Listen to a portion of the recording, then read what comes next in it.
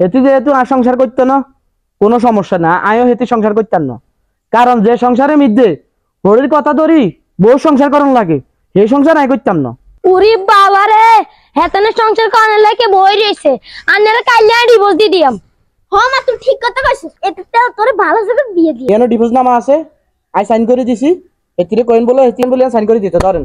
ওরে বাবা রে, হেতে হুকনুক না ডিভোর্স দিতে আইছে, হুকনুকটা ডিভোর্স দিলে হইবন।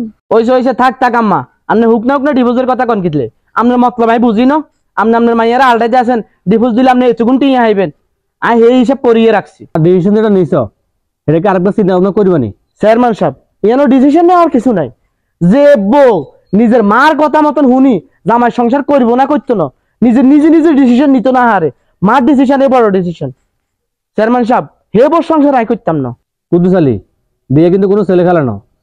তুমি ডিসিশন যেটা নিছো সেটা কি চিন্তা ভাবনা করে নিছো নি? চেয়ারম্যান সাহেব ছেলে খেলা নয়, এটা আমি জানি। মা মাইয়া দুলুকে যন্ত্রণা, আর এক ঘুম দিতে পারি না।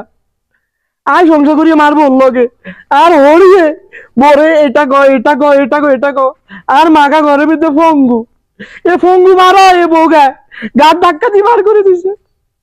এ বললোকে সংসার করেন সম্ভব নিয়ে আপনি কনসাই আই ডিসিশন যেটা দিয়েছে এটা মন থেকে নিয়ে লাইছে। আয় এ বললোকে আর থাকতাম না। ঠিক আছে, তুমি যখন ডিসিশন লইয়া লাইছো তখন আমরা কি গ্রামে রোকের মা তোমার কিছু কনের আছে নি? না চেয়ারম্যান সাহেব, হেতে যদি কাবিনে 30 লাখ টাকা দিতে পারে তাহলে আর কোনো আপত্তি নেই। যেহেতু আপনারা সংসার ভাঙিয়ে নেবেন, সম্পর্ক রাখতেন না, তাইলে আর দেরি না করি আমরা ডিভোর্স নামার মধ্যে রোকের সাইন করে লইলে নাকি?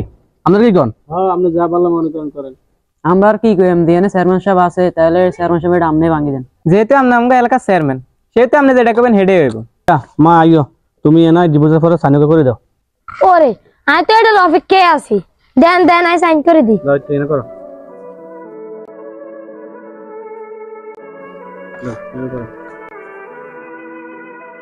তুমি কাইলা দিনের ভিতরে 30 লাখ টাকা নিয়ে আমার বুঝে দিবা। আমি কাইলার ভিতরে রোকের মারে 30 লাখ টাকা বুঝে দিয়াম। আলহামদুলিল্লাহ, তো এটাই চাইছি। চেয়ারম্যান সাহেব আপনি টিয়ালা চিন্তা করিয়েন না, কালকে দুপুরের ভিতরে আপনারা 30 লাখ টাকা বুঝাই দিতে আসি। আমাদের সমাজে এরকম কিছু কিছু মায়ের কারণে তাদের মেয়ের সংসার আর টিকে থাকে না। তো বন্ধুরা ভিডিওটি শেয়ার করে সারা বিশ্বে ছড়িয়ে দিন। আসসালামু আলাইকুম রহমতুল্লাহি ওয়া বারাকাতুহু।